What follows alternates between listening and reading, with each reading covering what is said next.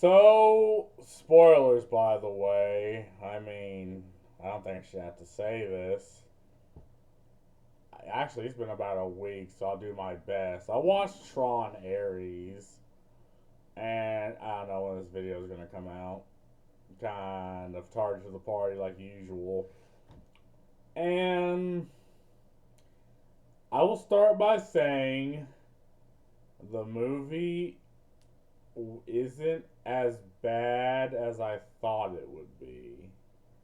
Which my expectations for this movie was very low.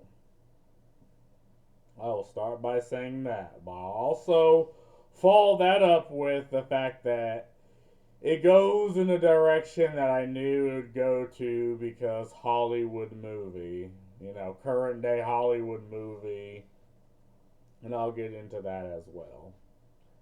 But I'll start out by saying the things I like. Okay, the CGI, well, I guess the effects and the CGI and everything looked cool.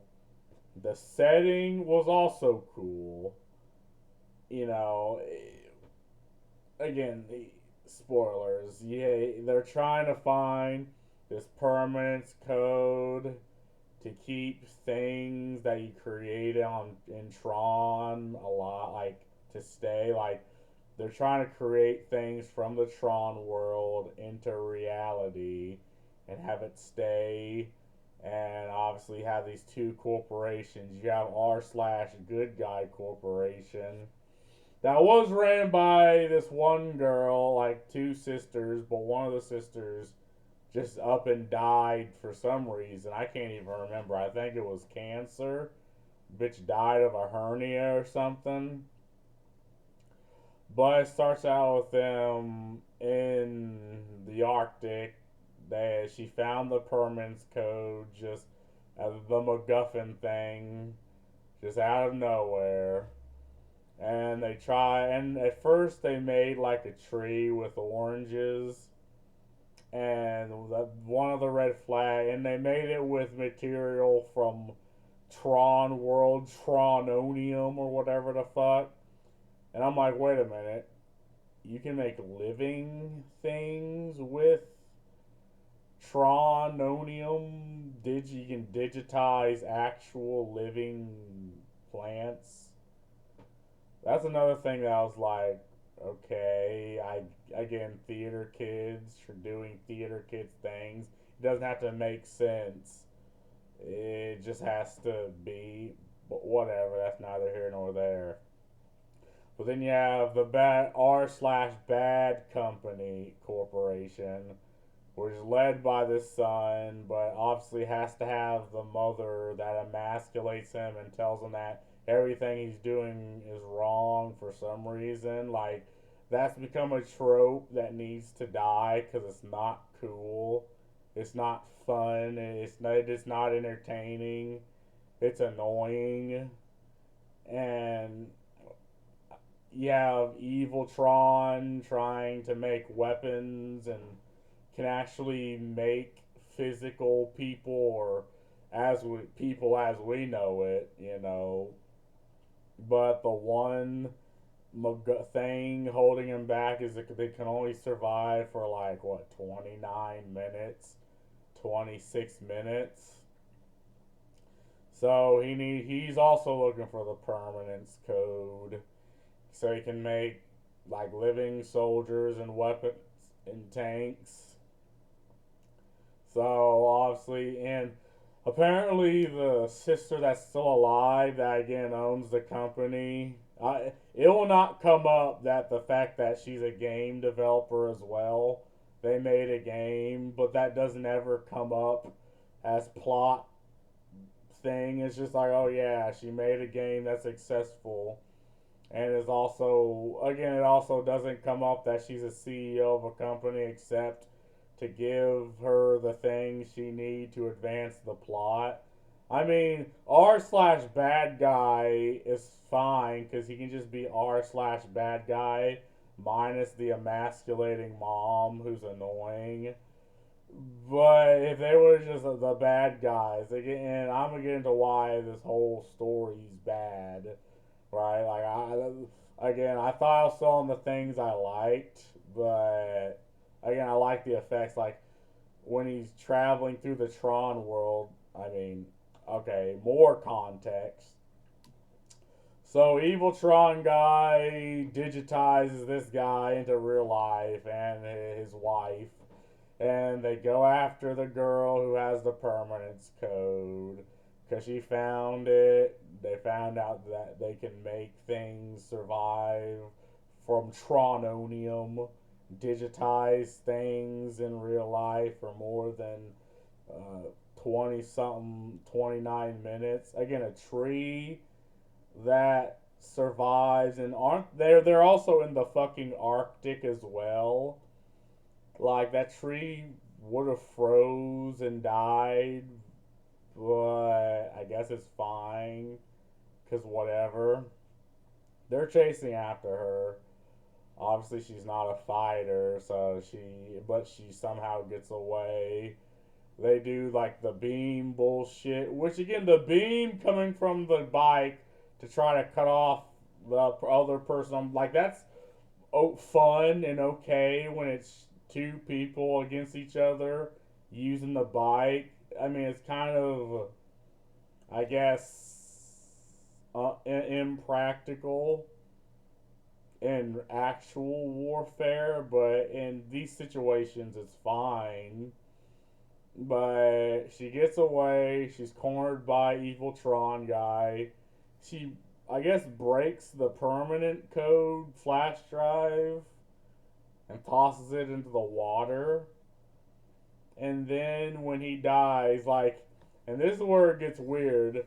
Like, evil Tron guy has, I mean, r slash bad guy has this gun that did literally digitize her and puts her into Tron world, which, okay, sure. So she's in Tron world. She meets Goofball right here. That they're like, oh, we can get the permanence code from her brain, and but that will kill her. And if you kill her in Tron world, you also kill her in real life. So this guy gains a fucking conscience because he wants to. Cause he goes through this montage, which just feels out of place because they go through her computer and all her data.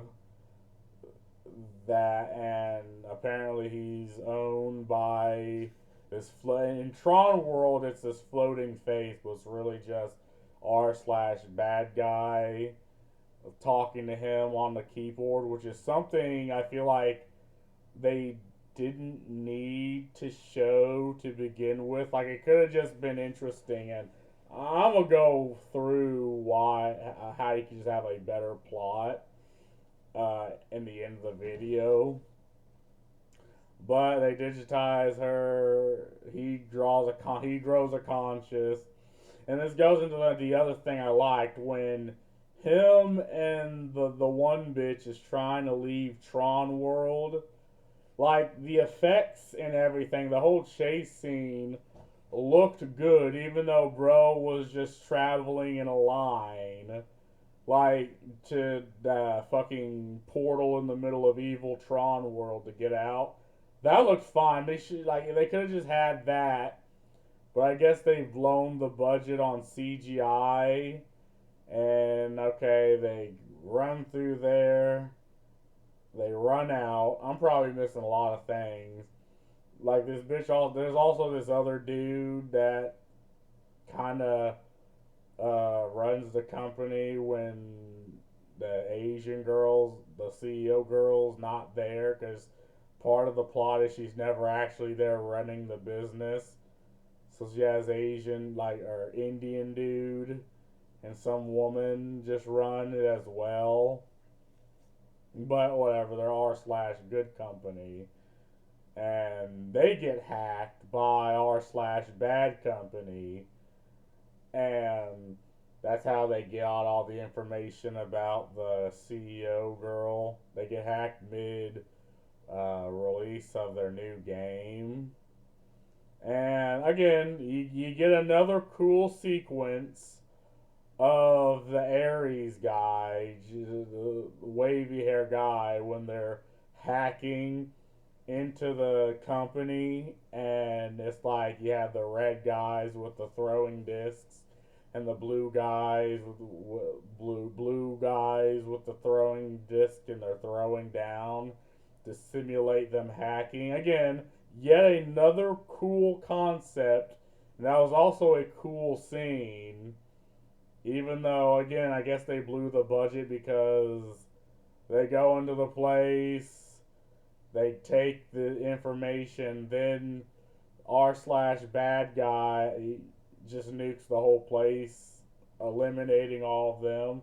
And you can tell this guy actually cares about, I guess, the Tron guys under him, which is something they could have fleshed out. But I guess they decided not to because they already blew the budget on Tron shit. And usually when that happens, they then go into a whole montage of real world shit that no one cares about. Like, yeah, this is the Ares guy. I should just be flipping through these, but I mean, this is soon into later in the movie anyway. But him and the girl leaves Evil Tron world. They go into the real world, and for some reason, r slash bad guy just keeps digitizing Tron motherfuckers to go after. Well, I mean, this guy's a turncoat, so he digitizes the black woman. I mean, that's I guess they name her Athena because why not? But digitizes her to go after the CEO. Like, I don't know why he doesn't just he sent an actual person with a digitizing gun to digitize her, but then he just keeps sending Tron woman after her, and it's like you don't need the time limit is okay when it comes to you know uh, risk, but it's like just send actual people after her, and you don't need to worry about the 20 or 26 or 29-minute time frame. And okay, so he sends that woman after her again, but then what else happens? A lot of real world shit I don't care about. They have a heart to heart about her sister dying. That dumb bitch. You didn't even know her.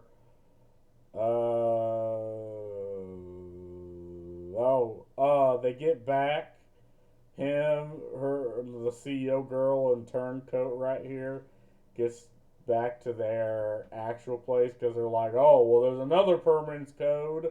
We just need to go into 80s Tron. And so they get back to the big old CEO building.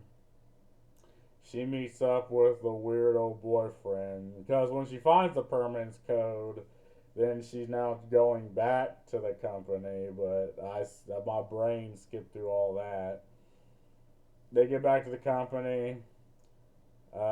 She, oh yeah, Tron girl, Athena finds them. Evil Tron woman finds them, and I guess this guy was going to jump after her, but then they digitized him using the gun into 80s Tron. So you had the dude and the CEO woman fighting her off. And again, the 80s Tron looked cool. You had the damn yellow 8-bit bike. Again, something that is yet another cool concept that they do nothing with because they don't want to blow the budget. Like, they need more interpersonal things that no one cares about.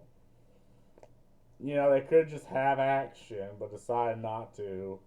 So the woman finds them. She slices the fucking gun thing that digitized him in the 80s Tron, and the bitch is like, oh, well, I guess he's not coming back, but oh, wait, we can use the other gun to, or the gun that the evil bitch got to bring him back because the evil girl comes with the digitized gun again.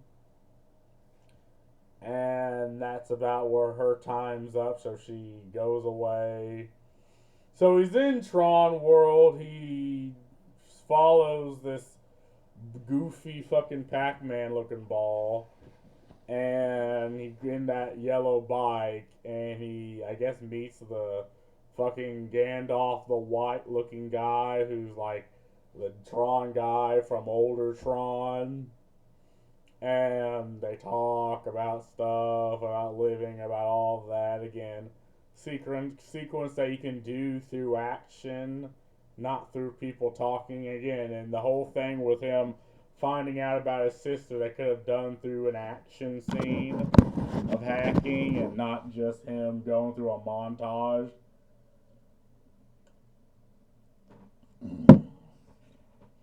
So, and the Tron bitch comes back.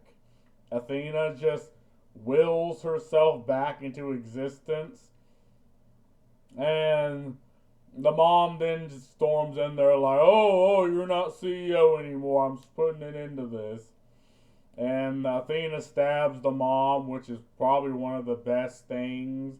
Like r/good mom of the r/bad guy. The one good thing she did. Then she creates this fucking thing and all these things to try to grab the CEO girl. And there's a lot of things that my brain just glosses over, right? Because again, when the action, the what little action and cool stuff they have, like when this thing, like you have 100 fucking drones coming from that thing, that actually seems a hell of a lot more useful than the hover bikes going after the planes that use the line shit to take it out. And I'm like, wait, doesn't the Tron world have guns? Only to prove that, yeah, it does have guns, because, okay, she's running after the bitch, the CEO girl, and I guess she's trying to 1v1 Athena, who's flying in this thing above the city. And, okay, you have the military there that is getting their ass beat by ineffective weapons. And then the guns came out, and so a lot of yada yada whatever happens. So the one good hero in this entire movie was the helicopter guy. Like, this fucking big old thing is flying, and you have a single dude in a helicopter that just flies up to this thing. Bro, like, you're under arrest. Come out with your hands up. And he just gets lit the fuck up by the guns on this thing. I'm like, no! Helicopter guy, no! Fuck! The fuck! Oh, God. He honestly, he's the hero in this entire, like, bro fucking looked this woman in the eyes and was like, you're under arrest, bitch. Look this thing in his eyes like, nah, get this shit out of here. What do you mean? So, oh yeah, this thing gets taken down because it shoots like a pilot and he fucking suicides into this thing. Like, complete randos are the actual heroes. This thing goes down. The Athena bitch whips out the fucking tank.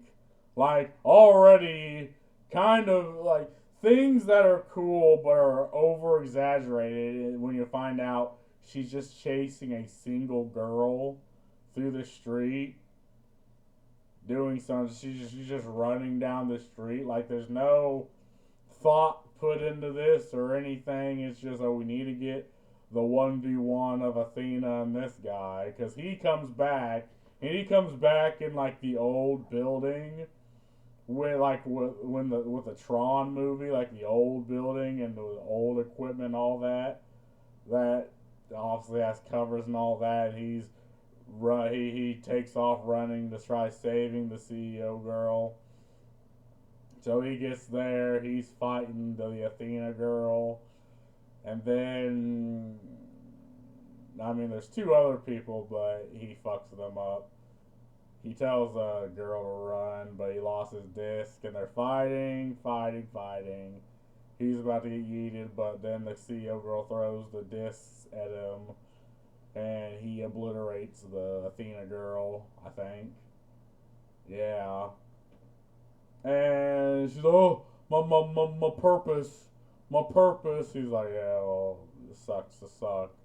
You know, that's crazy, right? And then it just ends. I can't remember if there's anything after that. Oh, it's this guy, a Tron guy, traveling the world. I mean, boring. But yeah, the story's not the best. But again, you do not need, and this is what I'm going to get into at the end of the video. With Tron, you just do not need this overcomplicated, overpersonal thing with the characters. Like, you don't need this overly complicated plot and character development, right? Like, the movie would have just been objectively better if you had evil Tron trying to go into the real world, but then, you know, then they're manipulating companies. At first, you have this like entity trying to take over, and I don't know what. And before that, I don't know what happened, but then the good guys nuked evil Tron. Some reason, somehow, it just sort of fucking happens. Because I guess they counter-hacked them and just dropped a fucking Tron nuclear payload. But, again, whatever. But you would have had evil Tron manipulating companies and world powers to be able to create shit into the real world. And they're using the company of r/bad guy. He's just a figurehead. Him and the mother just doesn't matter. They're just pawns. Right? They just see profit. You know, no, they're not two diametrically opposing forces. They just think they're doing a good thing. But they're being manipulated by evil Red Tron. And you just have, again, you come across the characters like she should just drop the CEO thing because that only exists just to give her plot conveniences. But keep the game development thing. Like she's developing a good game. Maybe using the Tron engine or whatever, and you have like what, a group of like 5 people. You have CEO girl that likes Tron and, you know, likes the games and stuff. You have the dude that, you know, just maintains the building. You have Indian guy and the other girl, that they do not matter at all. Again, I guess they co-own the company. But I think they should just drop the company thing. And you have these people figuring out that evil Tron or whoever is making these interesting moves, and it's revealed that they can actually create these things. And okay, one of them's a hacker and finds out why, and turns out it's evil Tron. But then the game developer girl's like, wait, hold on, Tron, isn't there an old '80s Tron? And then they're now trying to track down '80s Tron, while also trying to figure out how to deal with, you know, evil Tron. And say one of them knows someone in the company. And while all this is happening, evil Tron is hacking game company business. It's hacking other countries and other companies. And like with the hack sequence, they have they showed with the evil Tron hacking, the r slash good guy company. You can have different sequences of that happening where this guy's just going through different cyberspaces, and that looks completely different.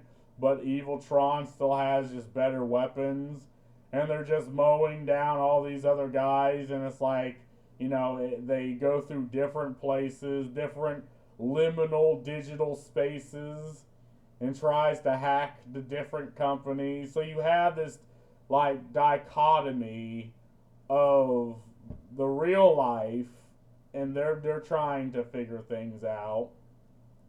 But then you have the Tron section with this guy, and all while he's doing that, he's coming across, memories of, how people feel, how the rain feels, how human emotions are, all while so he starts out as this cold, collective, guy who kind of does care for the red Tron guys behind him, but then as he's hacking, going through all these cyberspaces, again, the real world people can enlist the help of 80s Tron, and I don't know, have 80s Tron just be cool, 80s, 70s fucking disco party Tron, and then through there you find old Tron guy, and at first he rejects them. He's like, what are y'all talking about? But then they either manage to convince them, or they show what evil red Tron's doing, and he's like, oh, well that's bad, fuck. So I guess it ends with red Tron, evil Tron trying to hack 80s Tron, and you can have this cool scene where they're walking through with their Tron guns out through this 80s fucking dance floor, and the disco balls start shining. They become the Tron laser weapons. Again, so many things that I'm thinking of. I'm thinking of literally a legitimately better plot. And then and then you can have somewhere in there where the evil Ares is talking to, the CEO girl, and I don't know. He could either turn code at the end, but you have to have a good amount of scenes of him like as they're hacking other places, as he's going through these places, he's feeling more and more emotions, or just have a scene where, with the face that's talking to him, he just turns his blade on that, and then now he's having to turn his blade on his former evil Tron guys that he were leading, and then he alone gets the fuck out of there, and for some reason they can just will themselves into reality. So he does that. He wills himself into reality through the evil Tron 3D printer thing. He's fighting through them, and then he goes to 80s Tron, and he's like, in order to protect her, I need the permanence code. And then while they're hacking him, he gives it to him, and then they go into real life. And I haven't thought this all the way through. I'm like, okay, I'm just thinking, how would this be fucking cool, and how would it be Tron? And it's just like, again, you don't need to just a plot a fucking any idiot could just think about that, just be cool, and just have the cool fights, have the cool hacking scenes, have legitimate struggles. Like, you could have the sister have gotten killed because she found out the plot of Evil Tron and they assassinated her.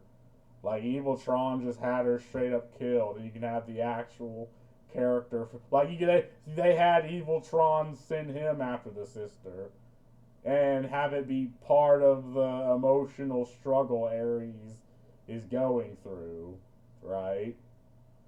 Like, it's just, there's ways they could have done it. Like, cut out the whole thing with her finding the permanence code with the other goofball and trying to 3D print fucking trees and shit that somehow you can 3D fucking Tron print living things. That's a dumb plot. You know it doesn't make sense. Drop that shit. It's not cool. It's not fun. It's theater kid shit. And just have, interesting effects, interesting fights, interesting, have a group of 4 or 5 interesting people, maybe other like CEO people that are trying to outdo the people in real life, and there you just have a good movie. But I feel like they've tried to overextend this interpersonal character development in a movie and in a franchise that just doesn't need it, or at least not as much as they try to throw it in there. Again, the fact that she's like all these things just only serve the plot. It didn't help the situations, right? Most of the situations just they hand waved away. Like for some reason, the R/bad guy just let him and the girl go, and then leave the place. Then sent Athena after them. It's like, why couldn't you have like this guy isn't impervious to bullets? Is he? Again, that's not established. Maybe he is. Still have them try to stop him. But anyway, if I was to give this movie a numerical value, I'd give it a 4 out of 10. Like, that 4 is just for the 14 minutes of actual good scenes where you're like, okay, this definitely kind of feels like Tron. And, the 40 fucking minutes of talking and shit between every 4 minutes of action scenes. Yeah. Yeah, I'd give it a 4 out of 10. But anyway, that's all I gotta say about this. Peace.